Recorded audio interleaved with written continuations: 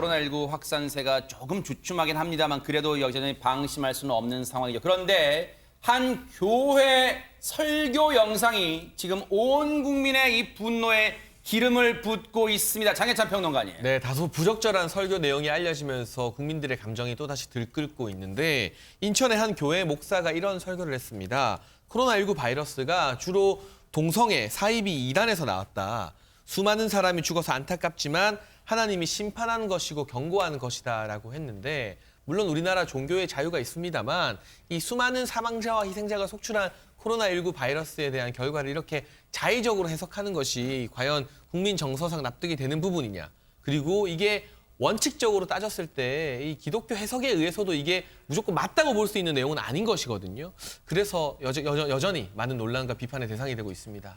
저 얘기가 정말 받아들이기 힘들잖아요. 그런데 이 목사의 해당 목사의 발언은요. 귀를 의심케 하는 발언은 또 있다고 합니다. 한번 들어보시고 이어가 보도록 하겠습니다.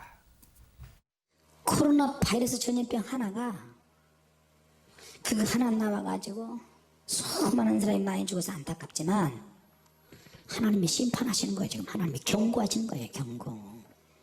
QR코드 있잖아요. 그거 하면 중국으로 딱 정보가 다 넘어간대요. 그 백신 안에 그 사람의 유전자까지 다 조작할 수 있고 그 사람. 여러분 믿기 힘드시죠? 최단비 변호사님 이거 진짜입니까? 팩트체크 한번 해주세요. 네, 일단 들으시면 황당하시겠지만 설교 내용 중에 포함되는 내용입니다. 먼저 QR코드를 이용하면 중국어로 모든 정보가 다 넘어간다고 한다라고 되어 있는데 QR코드라고 하면 다 아시는 것처럼 최근에 전자명부를 얘기하는 것이고요. 전자명부 같은 경우에는 문제가 발생했을 때 역학조사에 필요한 내용 부분입니다. 역학조사에 필요한 부분에 대해서도 중국의 정보가 넘어간다라고 하면서 협조를 어렵게 만드는 내용의 설교가 포함되어 있는 것으로 보이고 네. 두 번째는 백신 얘기가 나오는데 백신을 개발을 하면 이 백신을 맞은 사람들의 유전자를 조작을 해서 정신과 육체까지 조종을 할 수 있게 돼서 결국 인간을 통제할 수 있게 된다라는 얘기가 나옵니다. 아직 백신이 개발되지 않았지만 백신이 개발되면 결국은 코로나19에 대한 예방과 치료와 관련된 것인데 이것조차도 거부할 수 있게끔 하는 내용이 설교에 포함되어 있어서 귀를 의심하게 만드는 대목입니다. 네. 이게요, 왜 저 설교가 정말로 이 위험한 얘기냐면 당시에 코로나19 확진자 현황을 보면 이 설교가 주변 사람, 해당 교회 신도뿐 아니라 주변 사람들에 영향을 미쳤을 거라고 생각하면 정말로 엄청납니다. 저는 저 목사의 설교가 저게 설교인지 참으로 의심스럽습니다. 설교라고 하는 것은요, 하나님의 말씀을 풀어서 설명해 주는 겁니다. 이게 지금 이 내용이 진실도 아니고 가짜 정보를 가지고 설교하는 강단에서 저런 얘기를 할 수 있다는 것이 목사로서의 자격이 있는지도 의심스러운 상황이라는 생각이 드는데요. 지금 QR코드 이용하면 중국어로 모든 정보가 넘어간다. 또는 뭐 백신 개발하면 맞으면 온몸을 조정한다. 그러면 QR코드 열심히 찍겠습니까? 또는 이 백신 만약에 개발된다고 해도 맞겠습니까? 또 하나 뭐가 있습니까? 심판이라고 얘기했어요. 코로나가. 네. 그러면 본인들은 하나님의 자녀니까 심판받지 않으니까 안 걸릴 수 있다. 그럼 마스크 제대로 착용하시겠습니까? 이런 식으로 설교를 하니까 이 교회에 나오시는 분이나 이런 정보를 잘못 듣고서 교회 목사가 하는 설교니까 신뢰감을 갖고 듣는 사람들 입장에서는 잘못된 행동을 유발하는 겁니다. 네. 방역 체계를 완전히 무너뜨리는 행위예요. 그럼 마스크도 안 쓰고 네. 본인은 안전하니까 뭐 가도 괜찮다고 생각하고 심판은 나에게 안 올 거라고 생각하고 QR코드 제대로 안 찍고 이러면 역학조사 제대로 되겠습니까? 그러니까 400명씩 하루에 400명까지 올라갔었잖아요. 그 정도로 확산됐을 때 이런 교회 이런 이상한 형태의 설교를 하는 목사들 때문에 네. 결국은 교회 다니는 성도분들이 잘못된 정보를 진실로 알고 그걸 행동에 옮기게 되면 결국 코로나가 확산되는데 영향을 미칠 수밖에 없는 구조였다. 이렇게 볼 수 있는 거죠. 네. 7월 말에 있었던 이 영상 설교, 이 설교 이후에요. 지금 국내 확진자는 폭증하는 추세였던 거 아까 보여드렸죠. 그런데 저런 설교를 했던 의도가 뭔지 혹시 교회 측은 설명을 하고 있을까요? 안진용 기자님. 네, 이 코로나19가 하나님의 심판이라는 표현에 대해서는요. 지금 코로나19의 확산세가 워낙 거세지고 있기 때문에 중심을 잘 잡고 그리고 기도하자는 취지였다고 얘기를 했는데 어떠한 취지와 의도를 갖고 있다고 하더라도 잘못된 정보를 이런 식으로 주입하는 거는요. 이건 잘못된 행동이라고 볼 수 있습니다. 하나님의 심판이라는 표현을 써가면서 이게 마치 어떤 특정한 사람한테만 이 기독교, 즉 개신교 신자 신도들한테는 비껴간다는 그런 뉘앙스를 풍긴 거예요. 그런데 저 해당 목사가 있는 교회 이후의 상황은 상당히 심각해졌다면서요, 장혜찬 평론가님? 네, 저 교회 같은 경우도 결과적으로는 코로나19 바이러스로부터 피해갈 수 없었습니다. 지난달 15일 광화문 집회 참석자 확진이 있었고요. 그 확진받은 집회 참석자가 지난 20일에 해당 교회 신도와 처음 접촉을 한 것으로 역학당국 조사 결과 알려지고 있습니다. 아하. 그리고 22일에 이 교회에서 첫 번째 확진자가 나와서 인천 지역에 지금 신도와 가족 등 총 38명이 이 교회와 유관이 있는, 관련이 있는 확진자로 감염이 된 것인데 네. 이 중에는 저 설교를 한 목사도 확진자에 포함이 되어 있었기 때문에 아니야, 조금 전에 그 목사도 확진 판정 받았다고요? 그러니까요. 저렇게 자신만만하게 설교를 했음에도 불구하고 자신도 확진 판정을 받은 것인데 이런 시기일수록 종교 지도자들이 오히려 더 겸손한 그런 태도를 보여줘야 되는 게 아닌가 하는 점을 시사하는 그런 내용 같습니다. 그런데 이 교회가 이제 무더기 확진자가 나왔어요. 그런데 이 확진 사태가요, M1 애들한테 불똥이 튀었다는 게 대체 무슨 말입니까, 최단비 변호사님? 네, 이 해당 교회에 다니고 있는 할머니와 엄마, 일가족들이 있는데 할머니와 엄마가 지난달에 이 교회에 예배에 참석을 했습니다. 참석을 한 이후에 코로나19 확진을 받았고요. 그 이후에 아빠, 할아버지, 그리고 고등학생 딸, 일가족 3명이 추가로 감염이 됐는데 나머지 초등학생 남매가 있어요. 11살, 9살. 근데 이 초등학생 남매는 음성 판정을 받았습니다. 그럼 나머지 5명의 가족들은 치료를 하기 위해서 병원으로 이송이 됐을 거 그래야겠네요. 아니에요. 그러니까 결국은 저 2명, 초등학생 어린아이 2명만 가족들과 이별을 한 채로 집에 남겨지게 된 보호자 겁니다. 없이요? 네. 아하, 이렇게 되다 보니까 일단은 보호시설로 해당 자치에서는 이 옮겨야 된다는데 그야말로 안진용 기자님, 코로나19 때문에 생이별하게 됐어요. 지금 확진된 이후에. 정말 애들이 무슨 죄인지 모르겠어요. 11살, 9살이거든요. 음성 판정을 받았지만 자가격리 기간은 가져야 되는데 사실 집에서 있으면 되는데 중요한 거는 미성년자 2명만 저기서 생활할 수 없다는 거죠. 그래서 인천 서구에서요. 인천의 한 임시생활치료센터에 입소해서 자가격리할 수 있도록 했고 그 기간 동안 이 속옷이나 음식을 충분히 지원을 하면서 네. 이들을 돌봐줄 거라고 했고요. 중요한 건요. 네. 두 사람이 부모와 떨어져 있다는 겁니다. 네. 가족들과 떨어져 생활하는 것 때문에 심리적인 압박감이라 불안감이 굉장히 클 수 있기 때문에 이 서부교육지원청에 협의해서 심리상담 치료사까지도 붙여주기로 얘기를 했습니다. 네. 이 서구 관계자에 따르면은요, 부모들도 아이들이 완전히 최우선이라는 데 이미 동의를 해서 자가격리를 하는데 동의를 한 상황이고요. 아이들이 기초생활수급 대상자이기 때문에 모든 비용은 무료로 진행이 됩니다. 네. 지금 임시생활 조금 전에 나온 그 장소가 임시생활시설이에요. 이제 그곳으로 아이들을 안전하게 옮겨서 일단 보호자들이 없는 상황이다 보니까 지자체가 안전하게 이 아이들을 보호해주고 또 이 심리치료까지 아마 해줄 것 같아요. 얼마나 좀 놀랐을 거예요. 그런데 지금 전광훈 목사가 이끄는 사랑제일교회 오늘 기자회견도 하고 했습니다만 정부가 이 사랑제일교회에 대해서 칼을 빼들었습니다. 대체 어떤 내용인지 한번 들어보시고 이어가 보도록 하겠습니다. 먼저 서울특별시 성북구 사랑제일교회와 관련하여 접촉자 조사 중 27명이 추가로 확진됨으로써 총 1,083명의 누적 확진자가 발견되었습니다. 사랑제일교회 관련해서 추가로 2차 이상의 전파가 발생한 장소는 총 26개소에 170명이며 현재 사랑제일교회에서의 방역수칙 위반, 역학조사, 방해 등 감염병 예방법 위반에 따른 손해배상에 대한 저희들이 책임 범위, 손해배상액을 검토하고 있습니다. 그래서 9월 초에 소송을 제기할 예정이라는 것을 말씀드리고요. 드디어 이달 초에 손해배상, 사랑제일교회 측을 상대로 손해배상 청구에 나서겠다는데 그 규모가 억소리가 난다면서요, 장혜찬 평론가님. 네, 지금 국민건강보험공단에 따르면 이 방역지침 위반, 방역 방해 등에 따른 집단 감염으로 고발된 사랑제일교회와 관련 확진자가 1,000여 명에 육박한다고 합니다. 그러면 총 진료비 예상 총액이 65억에 달한다고 하는데 보통 코로나19 검사를 받고 완치 판정을 받을 때까지 평균적으로 소요되는 진료비가 1인당 650만 원 정도라고 해요. 여기서 이 공단이 부담하는 진료비가 550만 원 정도인데 여기에 1,000명을 곱하면 이제 55억에서 65억이라는 거액이 되는 것이죠. 그러네요. 이런 거액을 국가에서 구상권을 청구하게 되는 어떻게 보면 전례가 없는 첫 사례가 아닐까 싶어서요. 네. 이 판결 결과에 따라서 앞으로 또 많은 것들이 바뀔 전망입니다. 네.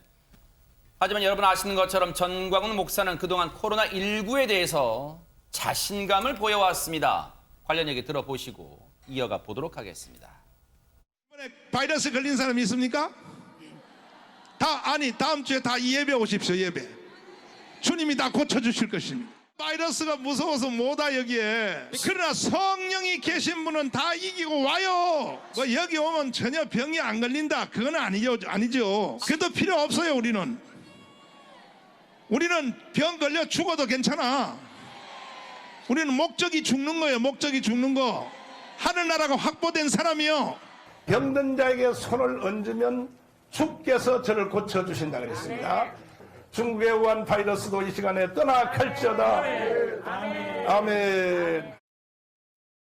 자, 그런데 이런 사랑제일교회 측에 발끈하고 나선 게 보건당국뿐만 아니라면서요, 최단민 변호사님. 사랑제일교회 인근 상인들도 지금 발끈하고 나섰습니다. 인근 상인들 한 130여 곳은 주로 뭐 전통시장과 일반 상가들이 함께 있는 곳인데요.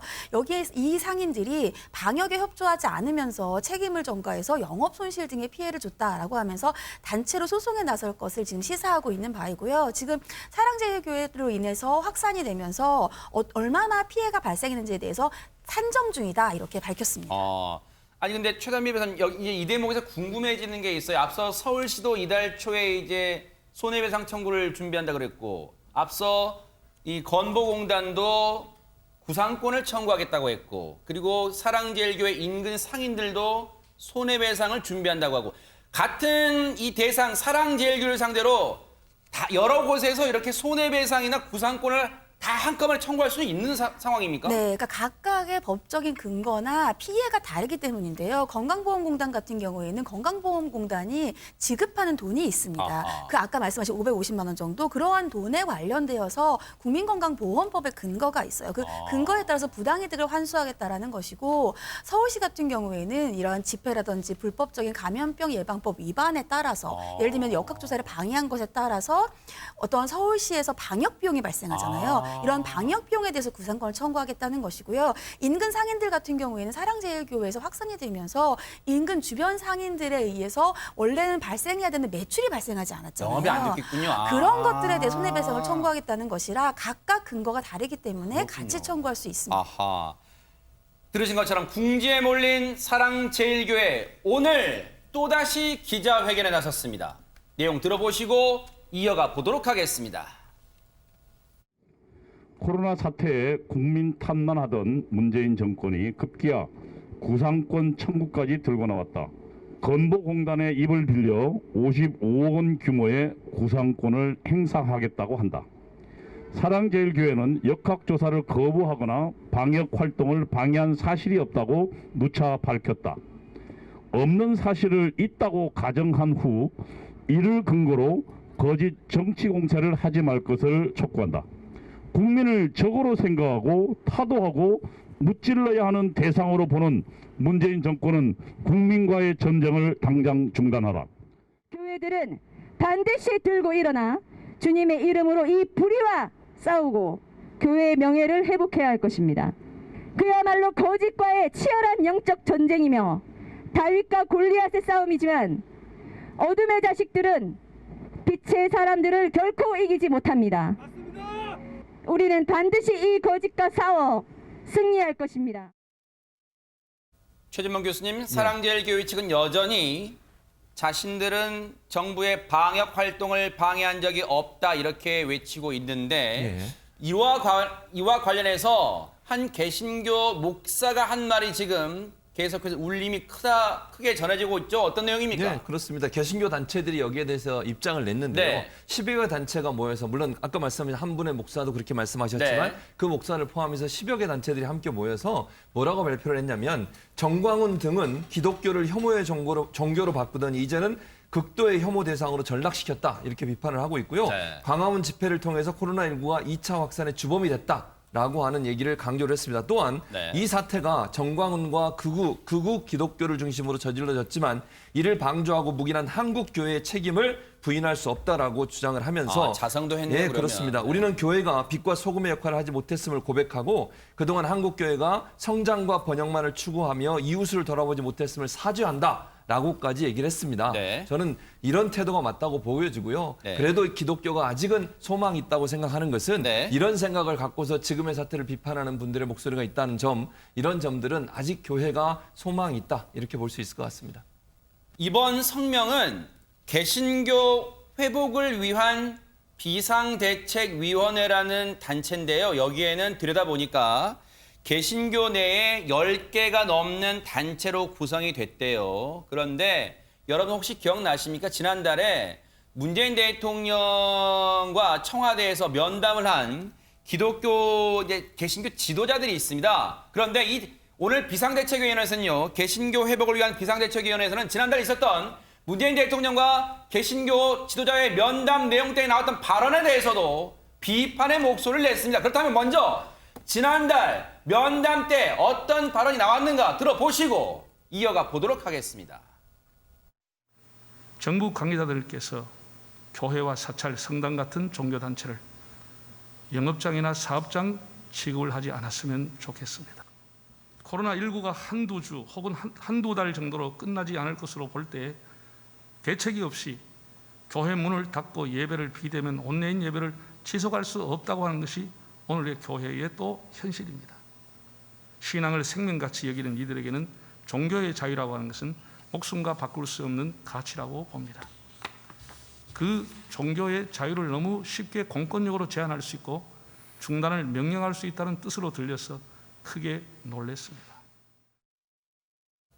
최진봉 교수님, 당시 네. 저 발언이 그 상당수 신문들이 일면 제목에 크게 실릴 정도로 상당히 비중 있게 다뤘는데 종교단체를 영업장이나 사업장 취급하지 말아라. 네. 종교의 자유를 공권력으로 제한할 수 있고 중단을 명령할 수 있다는 뜻으로 들려서 크게 놀랐다. 뭐 이런 내용들이 지금 상당히 크게 비중 있게 보도됐습니다. 저는 거기에 동의할 수 없고요. 정부가 종교의 자유를 억압한 적이 없습니다. 종교의 자유를 억압을 뭘 억압을 했습니까? 기도를 못 하겠습니까? 선교 활동을 못 하겠습니까? 말씀 읽는 걸 못 하겠습니까? 예배 드리는 걸 못 하겠습니까? 대면 예배를 못 하게 한 것은 행정명령을 통해서 코로나19의 위험성으로부터 교인들을 보호하고 거기 신자들을 보호하기 위해서 하는 행동입니다. 그게 무슨 종교를 탄압한다고 보지 않습니다. 자꾸 정광훈 목사의 사랑제일교회나 일부 기독교계에서 종교 탄압이라고 자꾸 주장을 하시는데 종교 탄압은요. 예배 자체를 못하게 하는 거예요. 온라인 예배도. 기도도 못하게 하고 성경도 못 보게 하고요. 아주 선교 활동 자체를 못하게 하는 게 그게 종교 탄압입니다. 네. 지금 정부가 하는 건 방역 대책이 일환이고요. 전염병의 위험성을 또 다른 전염병의 위험성으로부터 교회 성도들을 지켜내기 위한 그건 반드시 필요한 행동이지 이게 종교 탄압이라고 볼 수 없습니다. 그럼에도 불구하고 저렇게 종교 탄압으로 주장을 하시다 보니 네. 아까 말씀하신 그 개신교 회복을 위한 비상대책위원회에서 뭐라고 얘기를 했냐면 네. 정광훈을 비호하는 일부 기독교 지도자들의 행태를 계속되고 있다는 것에 비판의 목소리를 내고 네. 그리고 아까 그 발언을 한 김태형 목사는 청와대에서 도를 넘는 발언으로 국민의 눈살을 찌푸리게 했다라고 비판을 했습니다. 네. 그리고 나서 이분들이 주장했던 게 요구했던 게 있습니다. 그게 뭐냐면 정광훈 목사는 국민 앞에 공식적으로 사과하고 네. 법적 처벌받고 이단으로 규정돼야 되며 출교 조치해야 된다. 기독교에서 쫓아내야 된다는 겁니다. 출교 조치는. 네. 그렇게 해야 된다라고 지금 비상대책위원회는 주장하고 있는 상황입니다. 네. 자, 이렇게 지금 개신교가요. 지금 이 땅에 들어온 이후에 아마 최대 위기라고 해도 과언이 아닐 거예요. 지금 상당히 궁지에 몰려 있는 상황입니다. 이런 가운데 많은 국민으로부터 응원을 받는 교회가 있다는데 대체 무슨 얘기입니까? 안진용 기자님. 네, 천안의 안서교회입니다. 이 담임 목사가 교회 앞에 자필 이 편지를 올려놨는데 그 내용을 살펴보면은요. 예배드리면 죽인다고 칼이 들어올 때 목숨을 걸고 예배드리는 것이 신앙이라고 적으면서 그 다음이 중요합니다. 그러나 예배 모임이 칼이 되어 이웃 목숨을 위태롭게 하면 모이지 않는 것이 신앙이라고 얘기를 했습니다. 네. 그러면서 몇몇 목회자들이 예배할 권리를 내세워서 이웃의 안전을 위협하고 세상이 교회를 걱정하고 있다. 그 끝에 부끄럽다면서 자성의 목소리를 낸 겁니다. 실제 저렇게 교회 문 앞에 대자보 형식으로 써놨나 보네. 안내문으로 네. 예배 드리면 죽인다고 칼이 들어올 때 목숨을 걸고 예배 드리는 것이 신앙이다. 그렇지만 그다음 문구를 좀 볼게요. 예배 모임이 칼이 되어 이웃 목숨을 위태롭게 하면 모이지 않는 것이 신앙이다. 그래서 모든 모임을 잠정 연기하고 가정 예배로 전환하겠다고 지난달 21일 안서교회 담임목사 명으로 저렇게 안내문을 붙였습니다. 저희가요 뉴스파이터 제작진이 직접 해당 교회 목사님의 얘기 한번 들어봤습니다. 들어보시고 이어가 보도록 하겠습니다.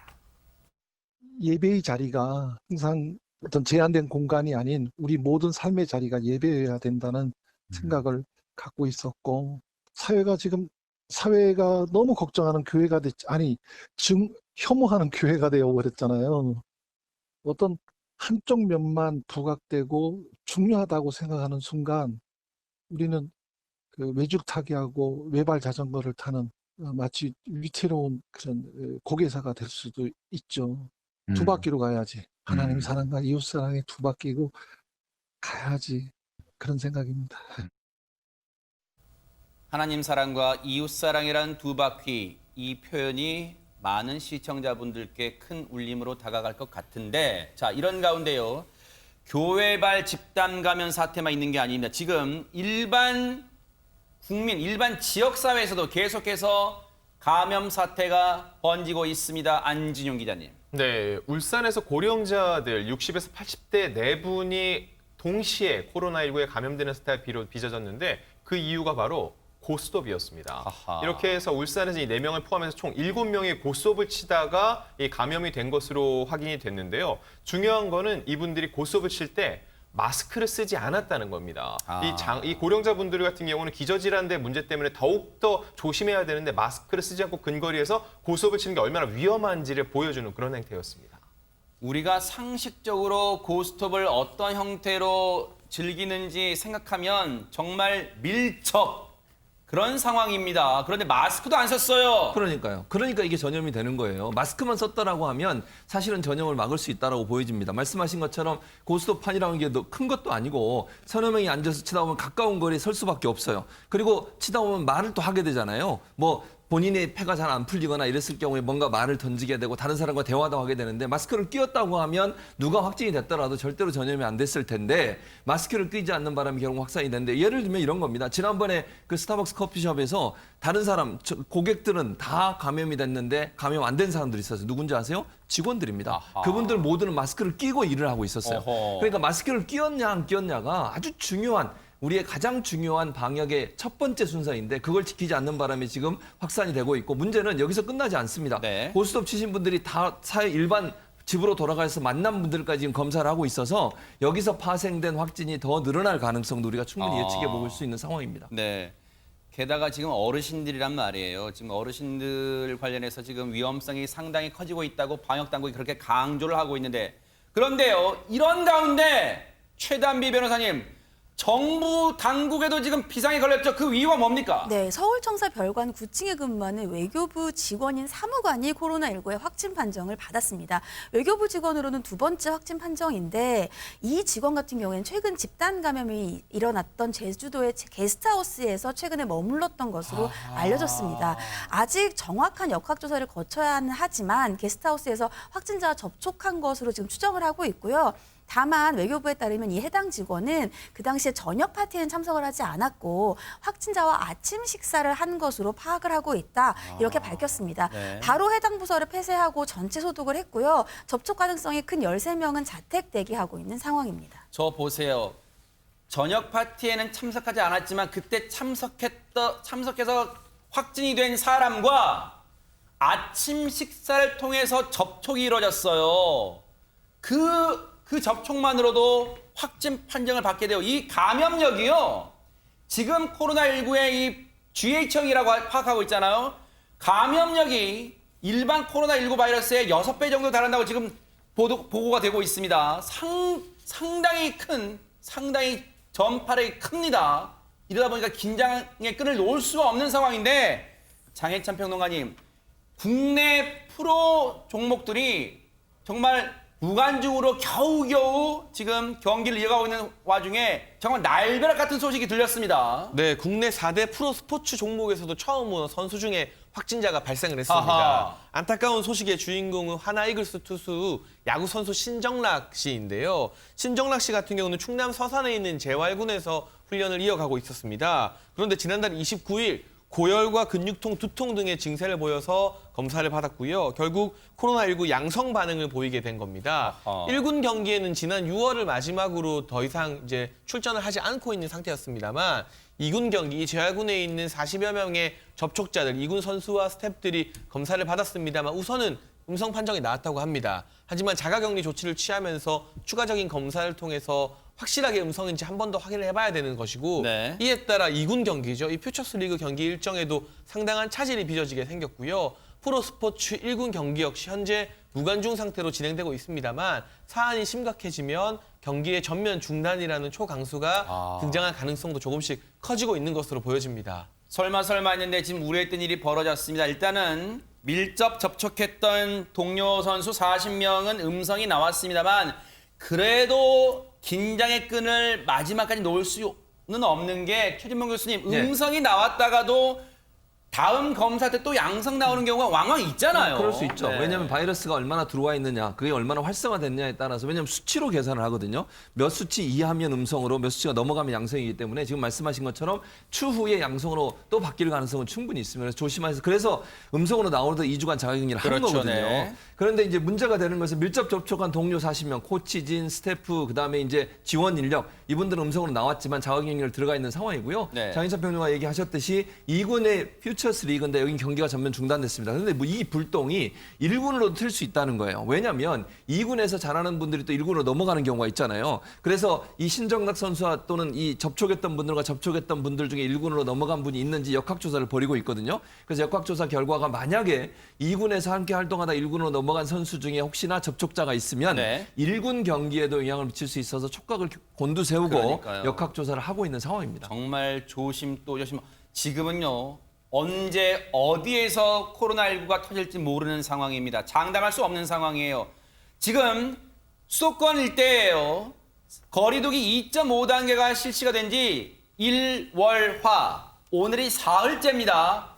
우리의 일상도 모습이 완전히 달라지고 있다는데요. 안진영 기자님. 그야말로 도심 풍경이 완전히 변했는데요. 제가 근무하는 이 광화문 중심으로 말씀을 드리면은 일단 재택근무를 많이 하기 때문에 직장인들의 수도 줄었고요. 아하. 이들이 더 이상 식당을 가지 않습니다. 식당도 점심시간 때 되면 항상 북적대는데 그럼 어떻게 먹어요? 한산한 모습이고 보통 요즘은 도시락을 싸오거나요. 아니면 도시락을 배달시킵니다. 아, 저런 모습이라. 네, 그래서 실제로 저도 도시락을 이렇게 배달해가지고 먹기도 했었는데요. 네.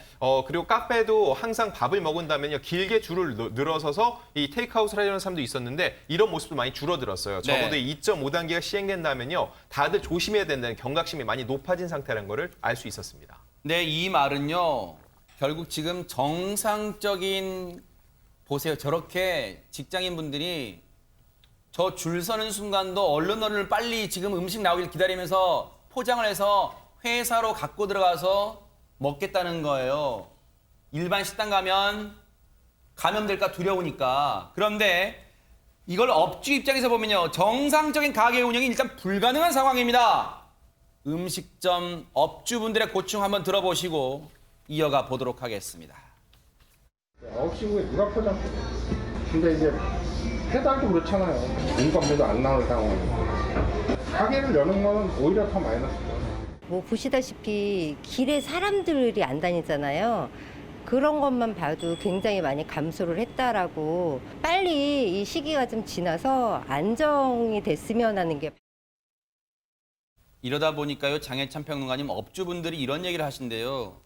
9시 이후에 나가달라고 말을 하고 싶어도 나가달라고 말을 할 손님이 없답니다. 손님이 안 들어온대요. 그러니까요. 차라리 이제 영업 끝났으니까 나가주세요라고 말하는 게 행복한 상황이라는 거죠. 지금 보면 저녁 장사 대부분 안 된다고 해도 과언이 아닌 것이고요. 배달이나 포장을 정부에서 적극 장려하고 있지만 예를 들면 뜨거운 찌개나 뭐 곱창 같은 음식을 파는 곳은 배달 포장하기도 여의치 않은 현실입니다. 그러네요. 이런 어려움들이 있는 것이고, 그리고 사실 이 인건비나 가게 유지비가 안 나오기 때문에 아예 6일까지는 휴업을 하거나 밤 8시, 9시 이후로도 배달 포장도 하지 않고 문을 닫아버리는 가게들이 속출하고 있는데 지금 이렇게 써 있네요, 진짜. 이렇게 되면 어떤 문제가 또 발생하느냐. 자영업자들도 힘들지만 저기서 일하시던 분들도 본인들의 어떤 급여를 못 받게 되는 겁니다. 그러네요. 야간에 일하시던 분들 대부분 지금 일주일 정도 일자리를 잃었다고 봐야 되는 상황이기 때문에 정말로 많은 분들이 코로나19 때문에 어려움을 겪고 있는 상황 같습니다. 네.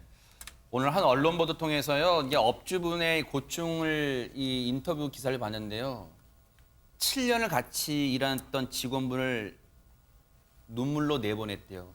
할 수 없이. 지금 너무 어려워서. 펑펑 울었답니다. 그 직원분도 울고 업주분도 울고. 그런 상황입니다, 지금. 너무너무 어려워요. 이러다 보니까요, 방역당국도 이분들의 고충을 10분 이해한다, 이런 입장을 밝혔습니다. 관련 내용 들어보시고 이어가 보도록 하겠습니다. 지금이 그 위험한 고비의 서막일지 또는 한가운데일지 아직은 누구도 장담하기 어려운 상황입니다.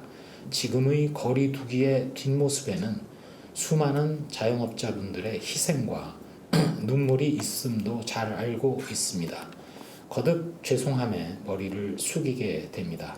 우리 이웃과 또 노약자분들의 인내와 고초, 또 죄 없는 자영업자분들의 희생을 기억하면서 다시금 적극적인 참여를 부탁을 드립니다. 그런데요, 참 이걸 어떻게 해석해야 될까요? 지금 자영업자분들은요, 들으신 것처럼 피눈물을 흘리고 있는데요. 그런데 다른 한쪽에서는요, 불야성을 이루고 있다고 합니다. 최단비 변호사님. 네, 그러니까 프랜차이즈형 카페에서는 더 이상 음료수를 마시지 못하고 또 음식점은 9시 이후엔 영업을 하지 못합니다. 그러니까 상대적으로 규제 대상이 아닌 편의점, 개인 카페들의 사람들이 몰려가는 풍선 효과가 발생을 하는 겁니다. 특히 편의점 같은 경우에는 9시에 술집이나 음식점이 문을 다 닫으니까 저 편의점 밖에 있는 의자에서 사람들이 모여 앉아서 맥주를 마시거나 음료수를 마시는 모습을 자주 볼 수 있고요.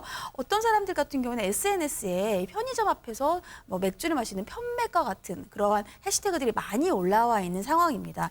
지자체들이 단속을 하고자 하고 있어도 아직 시행 초기이기 때문에 좀 단속에 난감한 모습도 보일 수 있고요. 그렇기 때문에 편의점 측에서 자체적으로 아예 이제 바깥에 있는 의자들을 치우는 것들도 발생하고 있습니다. 네. 편의점뿐만이 아니라 대학생들은 이제 술집이 문을 닫잖아요. 그러니까 학교 안에 있는 야외 광장에서 맥주를 마시는 모습들이 많이 보이면서 광장에서 술을 마시는 학생들이 많다라는 글들도 많이 눈에 띄고 있는 상황입니다. 여러분, 참 코로나19가요, 웃지 못할 신조어들을 만들어내고 있어요. 앞서 들으신 것처럼 편의점에서 야외 파라솔 밑에서 먹는 편맥, 편의점에서 맥주 마시는데요. 그걸 편맥이라고 한답니다. 앞서 대학생들 갈 데가 없으니까 대학교 캠퍼스 광장에서 먹는다. 이걸 광술이라고 하는데 광술. 이게 뭡니까? 지금 나만 쾌락을 쫓는 게 중요합니까? 다들 힘들어서 허리띠를 졸라매고 있는데 그 한 잔을 못 참아요. 자, 이와 관련해서요, 서울시가 특단의 조치를 내놨다고 합니다. 관련 내용 들어보시고 이어가 보도록 하겠습니다. 편의점 대부분은 일반 음식점 혹은 휴게 음식점에 해당되므로 밤 9시 이후에는 편의점 내 그리고 야외 테이블에서 취식 행위는 금지됩니다. 서울시는 편의점 가맹본부에 편의점 집합 제한 명령에 대한 안내 협조 공문을 시행하였으며 현장 점검을 시행할 예정입니다. 9월 3일부터 관광, 집회 등을 목적으로 하는 단기 전세버스의 탑승객 명부 작성이 의무적으로 시행됩니다. 우리 사회의 안전을 위해 함께 이겨낸다는 생각으로 적극적으로 협조해 주시기를 요청드립니다. 다소 늦은 감은 있습니다만 최진봉 교수님, 일단 편의점의 취식을 일단 단속하고 세부 단속하고, 그런데 지금 들은 얘기 중에 전세버스 탑승객 명부 작성이 내일부터 시행됩니다. 네, 그렇습니다. 이게 왜 문제가 3일부터군요. 3일부터. 네, 네. 맞습니다. 왜 문제가 되냐면 잘 아시는 것처럼 지난번 광화문 집회 8월 15일 날. 그때 전국에서 전세버스를 타고서 전국 각지에서 광화문에 모여서 집회를 했었습니다. 네. 그분들이 지금 광화문 내에서 확산이 되면서 그분들 다 점검하고 진단받아야 되는데 명단을 제대로 제출을 안 하는 거예요. 아하. 전세버스 운전한 사람도 명단 제출을 안 하죠. 인솔했던 분도 명단 제출 안 하죠. 네. 그러다 보니까 이게 논란이 되고 또 다 찾아낼 수 없는 문제점이 있었거든요. 그런데 관광 목적이나 아니면 집회 목적으로 전세버스를 임대를 하면 거기 한 명이라도 만약에 감염이 되거나 이랬을 경우에 어떻게 되겠습니까? 그 좁은 네. 버스 안에서 다 아는 사람은 전파될 수 있잖아요. 그래서 이제는 의무적으로 아하. 이름을 다 적고 혹시나 그 안에서 누군가가 확진이 되면 그 명단을 확보해서 역학조사를 통해서 격리시키고 진단받도록 하는 그런 조치를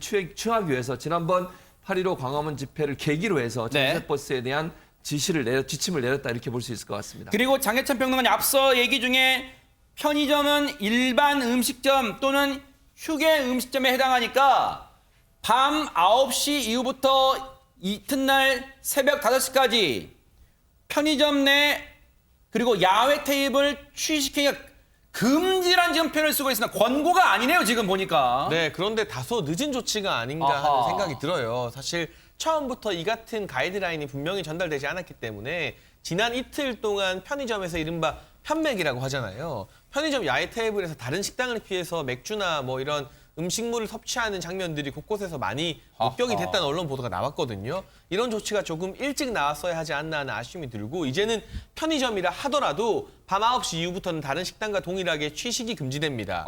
물론 이 편의점 내에 있는 전자레인지나 온수기 같은 경우는 쓸 수 있지만 그마저도 가급적 자제를 요청하고 있고요. 전자레인지에서 음식을 데웠더라도 편의점에서 드시면 안 되고 그걸 들고 집에 돌아가서 자택에서 드시라는 게 정부 방역당국의 방침임을 알려드립니다. 네. 2.5단계는요, 지금 우리 생활 깊숙이 들어와 있습니다. 이걸 감안하면요, 정말 3단계가 될 때는 정말 우리 사회가 어떻게 될지 상상만 해도 끔찍한데 지금 은행 영업 시간에도 지금 영향을 미치고 있다면서요, 최단미 변호사님. 네, 이제 서울, 경기, 인천 등 수도권에 있는 은행점의 영업시간이 이제 1시간 단축되는데요. 아하. 1일부터 2단계 사회적 거리두기가 끝난 6일까지. 오늘부터네요? 네, 그러니까 원래대로 하면 은행이 오전 9시부터 오후 4시까지가 영업시간이었는데 1시간 단축돼서 오전 9시 반부터 오후 3시 30분까지가 이미 영업시간이 단축돼서 끝난 거죠. 네. 코로나19의 재확산 방지와 금융 소비자 노동자의 감염 예방 차원에서 1시간을 단축하겠다 이렇게 밝혔습니다. 지금은요, 6일까지는 서울 시민 멈춤 주간으로 정했습니다. 서울뿐 아닙니다. 인천과 경기도 다 포함됩니다. 이 2천만 인구입니다. 우리 사회의 5분의 3입니다.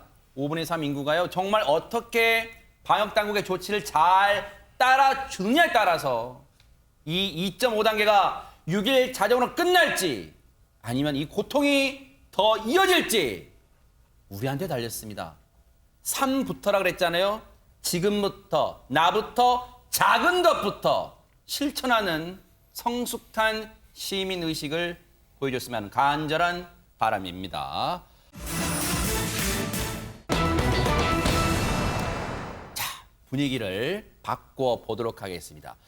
영탁이 왜 거기서 나와? 이 노래 영탁 씨 노래인 것 같은데 영탁 씨가 왜 나오냐 물어보겠습니다. 대체 무슨 말일까요? 최단미 변호사님. 네. MBN의 보이스트롯에서 지금 화제가 되고 있죠. 네. 이 보이스트롯에서 슬리피 씨와 하연고 씨가 대결을 펼쳤습니다. 네. 그런데 슬리피 씨가 영탁 씨의 네가 왜 여기서 나와를 선곡을 한 거예요. 선곡을 했는데 사실 슬리피 씨 같은 경우에는 새로운 장르죠. 힙합 트로트 장르로서 굉장히 지금 화제를 몰고 있는데 이 슬리피 씨가 대결 상대로 하연곤 씨를 지목을 했습니다. 이야. 지목을 하면서 하연곤이 누구냐? 나는 모른다. 이렇게까지 강한 메시지를 전달을 했는데요.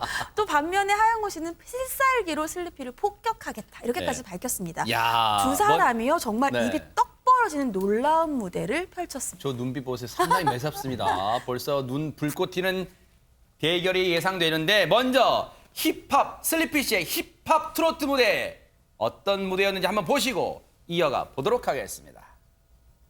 또나다 하길래 잘 자라 했는데 혹시나 아픈 건가 걱정도 했는데 뭐 하는데 여기서 뭐 하는데 도대체 너네 집은 열심내 난 지금 강남에 시끄러운 클럽을 무심코 지나는데 이게 누구십니까?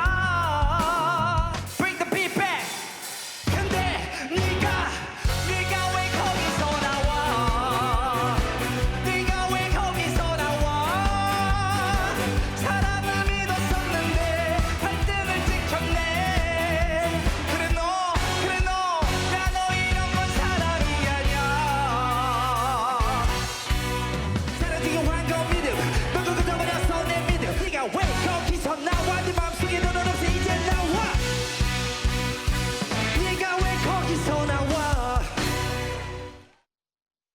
야, 색다릅니다. 트로트와 힙합의 접목 상상이 안 되는데 이걸 현실로 보여주네요. 네, 슬리피 하면은 힙합을 기반으로 한 래퍼거든요. 그래서 본인이 트로트에 도전하면서 열정을 봐달라고 굉장히 겸손한 얘기를 했었거든요. 근데 막상 뚜껑을 열어보니까 트롯과 힙합이 결부된 완전히 새로운 장르가 나왔거든요. 네. 이거에 대해서 이 김연자 씨도 기대 이상이었다고 얘기했고, 진성 씨는 음악의 감각과 센스가 뛰어나다 하면서 굉장히 중요한 얘기를 했습니다.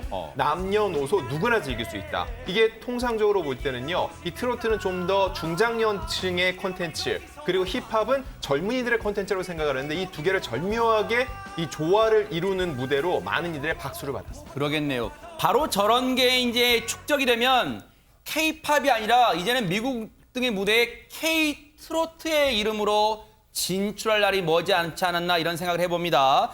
힙합 트롯이라는 새 장르를 개척한 슬리피 씨의 무대, 심사위원들, 레전드 심사위원들은 어떤 반응을 보였을까요? 확인해 보시고 이어가 보도록 하겠습니다.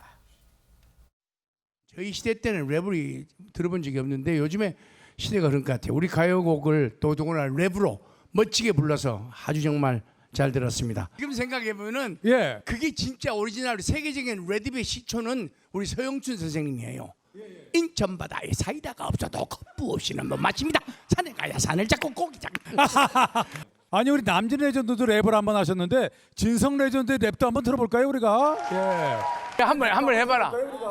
한번 해봐. 제 얼굴로 봐서 랩이 나올 것 같은 얼굴은 아니잖아. 정신없이 막걸리를 마시다 보면 어머니 아버지 생각 못하고 나 혼자 사네. 내 이렇게 허무하게 인생을 살까. 막걸리는 바로 내가 티.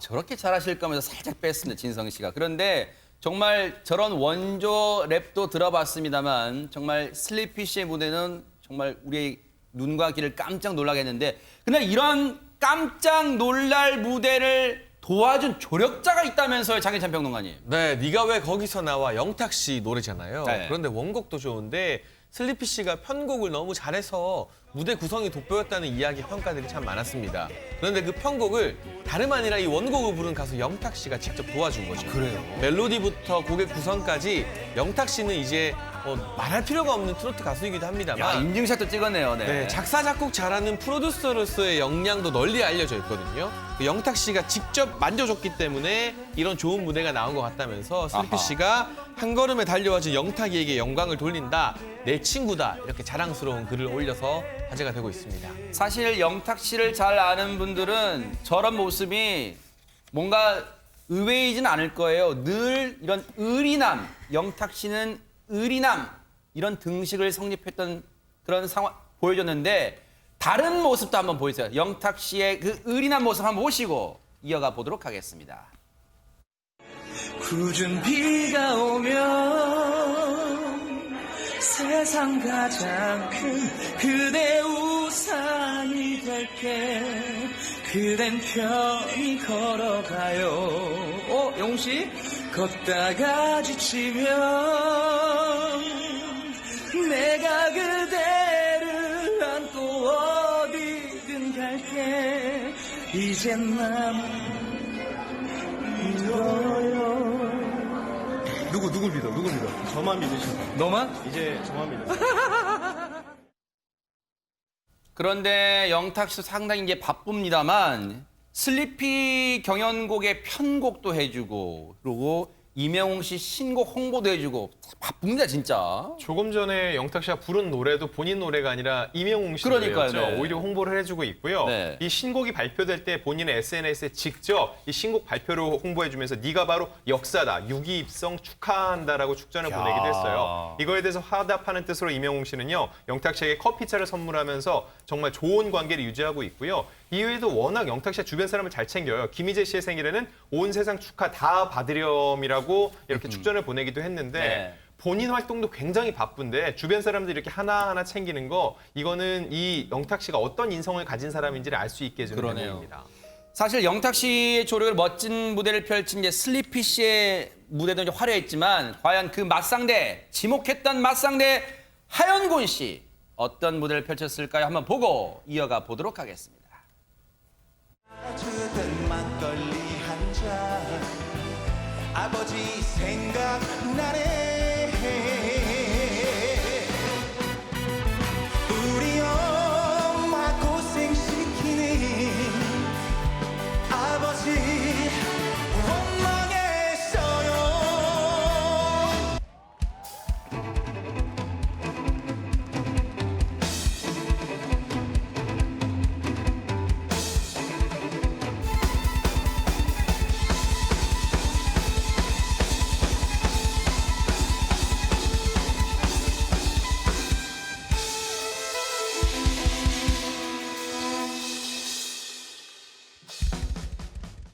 아니 대단합니다. 최단민 변호사님 노래도 힘든데 드럼 연주까지 화려했습니다. 정말 화려하고 하영권 씨 혼자서 무대를 꽉 채운 느낌이죠. 막걸리 한 잔을 부르다가 또 그 뒤에는 화려한 드럼 연주를 선보였는데 사실 하영권 씨가 데뷔한 지 21년 차입니다.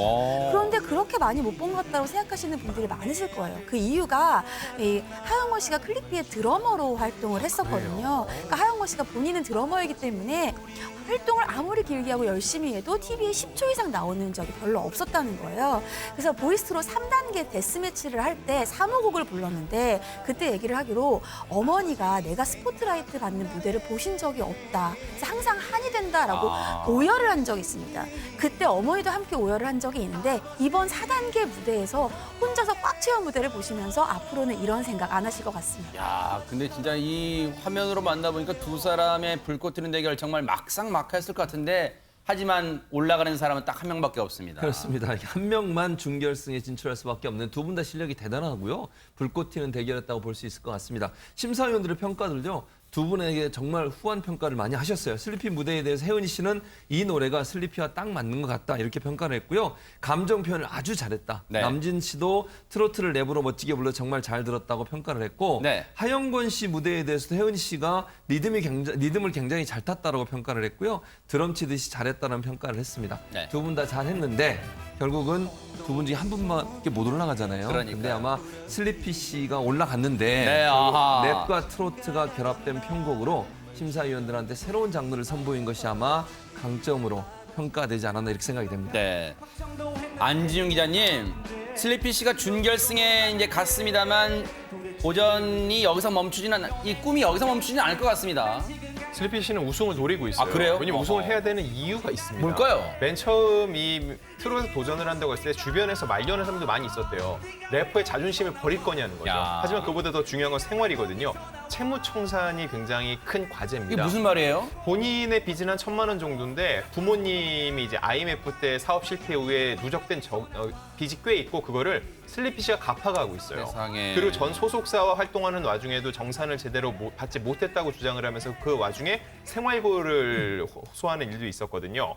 그 과정에 이제 본인이 이 보이스트롯 무대를 통해서 빚을 청산하고 전셋집을 마련하겠다라고 얘기를 했는데 제가 개인적으로 슬리피 씨랑 좀 친분이 있는데 우승 상금이 1억 원이거든요. 네. 받아도 빚은 다 갚지 못합니다. 아하. 그만큼 본인이 짊어진 짐이 굉장히 큰 편인데 이 무대를 통해서 트롯 힙합을 이렇게 만들어내고 이로 인해서 향후 신곡도 밟고 활동을 하게 되면은요. 꾸준히 활동을 하면서 이 빚을 갚아나갈 수 있다는 그런 희망을 보고 있는 겁니다. 그러네요. 그리고 효심이 참 대단하네요.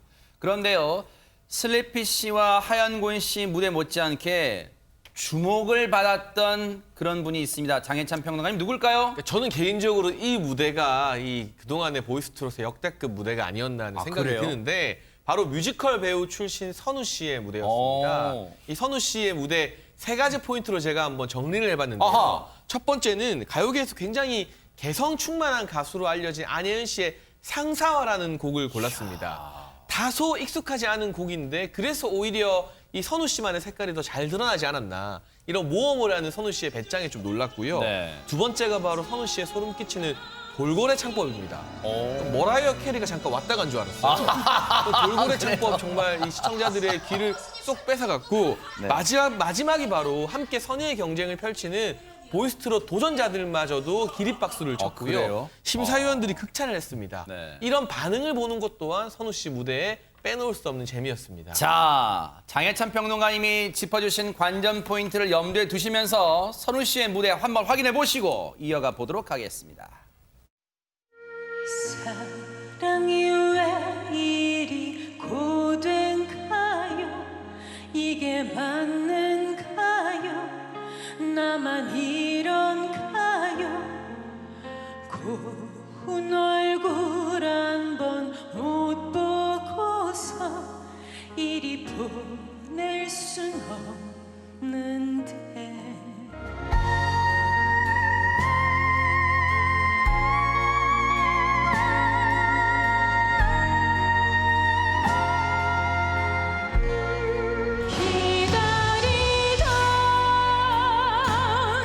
봄이 오고 있는데 이리 나를 떠나오.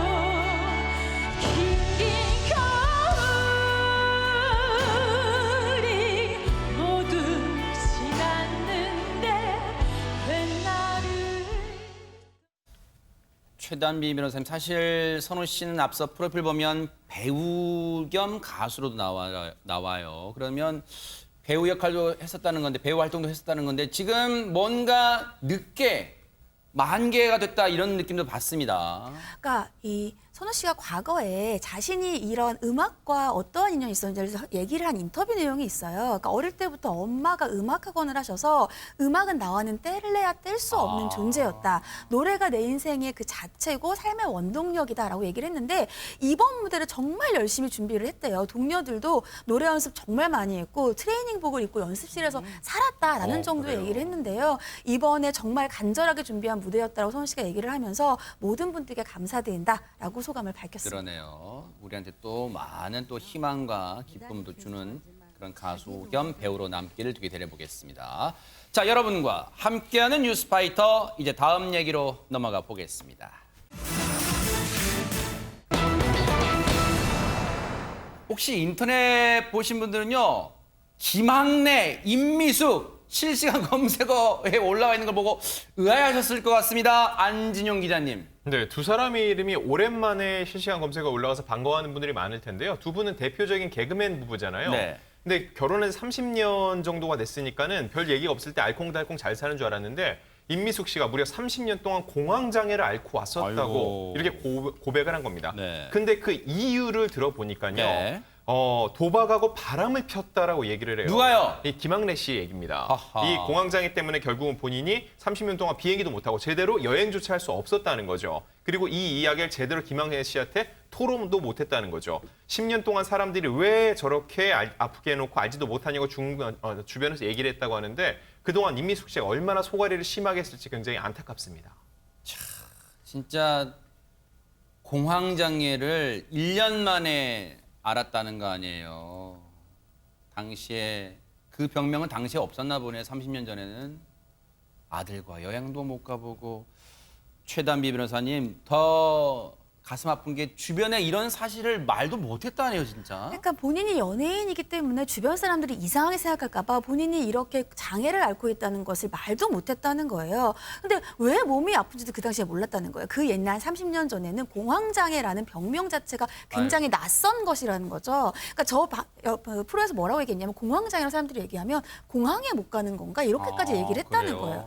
그렇기 때문에 주변에 말 못하고 교회 가서 매일 울면서 기도만 했다라고 하는데, 지금 돌이켜보면 가장 마음이 아팠던 것이 아들이, 하나 있는 아들이 엄마랑 해외여행도 가고 싶고 쇼핑도 하고 싶다라고 했는데 그것 한번 함께 해주지 못한 것이 너무 마음이 아프다라고 얘기를 했습니다. 그런데 임미숙 씨를 이렇게 아프게 한, 내적으로 아프게 한 게 그 원인이 다름 아닌 귀를 의심케 하는 얘기가 나왔습니다. 장현찬 평론가님. 뭐 김학래 씨가 옛날에 쉽게 말하면 외도도 하고요.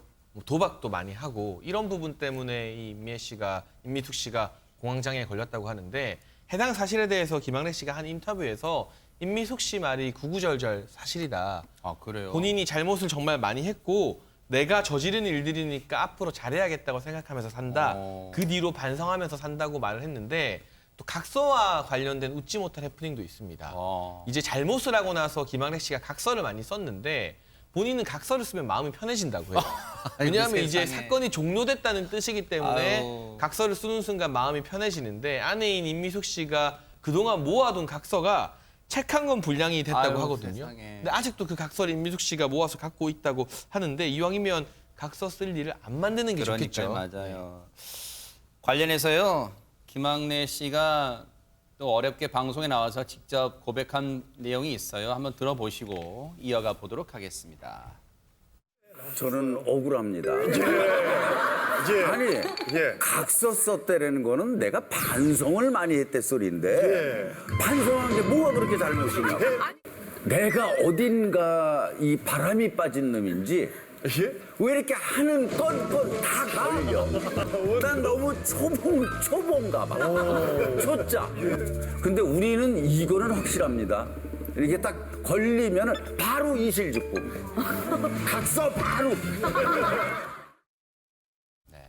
뭐 이제 세월이 이제 하도 많이 지났으니까 저렇게 개그로 또 승화해서 또 얘기를 하겠습니다만 사실 최진봉 교수님 김학래 임미숙 부부는 개그맨 커플 2호로도 유명했잖아요. 2호 커플 맞습니다. 그래서 사실 그 당시에는 임미숙 씨가 엄청난 인기가 많았어요. 김학래 씨보다는 그렇습니다. 근데 김학래 씨도 물론 개그계에서는 인기가 많았지만 개그맨 동료 중에도 임미숙 씨는 뭐 얼굴도 뛰어났고요. 그러다 보니까 사람들한테 관심을 많이 받았고 김학래 씨하고 임미숙 씨가 나이 차가 10살 차이 나요. 그러니까 김학래 씨가 임미숙 씨한테 열애를 계속 구애를 했죠. 그래서 제발 나하고 결혼해달라 이렇게 오랫동안 쫓아다녀서 결국 미인을 얻게 돼서 결혼을 하게 됐는데 그리고 나서 이제 지금 말씀하신 것처럼 여러 가지 일들이 있어서 임미숙 씨가 상당히 어려움을 겪었던 것 같아요. 근데 그 당시만 해도 이 두 부부가 그 연예계에서 했던 활동을 보면요. 우리가 상상을 초월할 수 없을 만큼 많은 얘기를 했어요. CF도 찍었죠.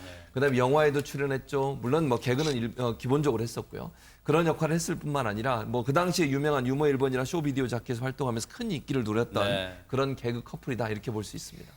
이렇게 김학래 씨가 열렬하게 구애 작전을 펼치다 보면 뭔가 에피소드도 있었을 것 같습니다. 안진용 기자님. 네, 임미숙 씨가 직접 고백을 한 건데요. 그 당시에 정말 독실한 신자였던 것 같아요. 교회에 나가지 않으면 결혼할 수가 없다라고 얘기를 했는데 그때부터 김학래 씨가 달라집니다. 어떻게 달라지느냐. 희극인실에서 굉장히 큰 성경책을 항상 어깨에 끼고 다니면서 나는 예수를 영접했다. 베드로라 불러달라라고 얘기를 했다고 하고요. 오늘의 설교 말씀을 전하면서 연신 임미숙 씨 앞에서 왔다 갔다 했다고 하니까 그 당시에는 정말 노력 많이 한 것 같습니다. 네, 개그맨은 개그맨이네요. 그런데 두 사람의 결혼에 진짜 숨은 공신이 있다면서요. 네, 그 숨은 공신은 바로 이경애 씨입니다. 개그우먼 이경애 씨인데요. 이 이경애 씨가 처음에는 김학래 씨가 임미숙 씨한테 계속해서 이렇게 만나달라 이렇게 했는데 임미숙 씨가 거절을 했대요. 그러니까 김학래 씨가 편지를 써서 이경애 씨한테 주니까 이경애 씨가 이 편지를 계속해서 임미숙 씨한테 전달을 해준 거예요.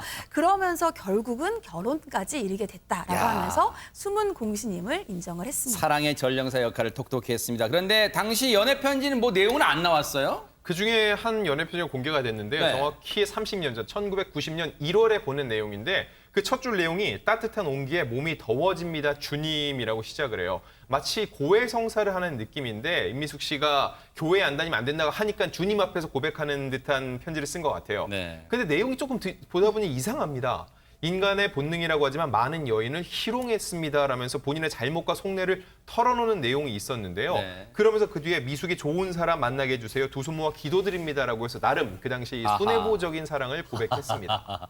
그런데 최진봉 교수님 미혼하고는 어쨌든 부부로 이제 31년 차 부부입니다.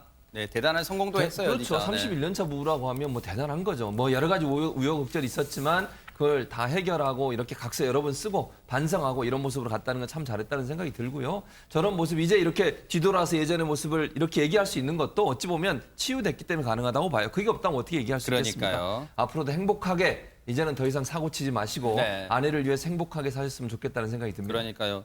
지금 매출 100억대 중식당 CEO로 변모했는데요. 다 임미숙 씨의 정말 든든한 내조 덕분인 것 같습니다.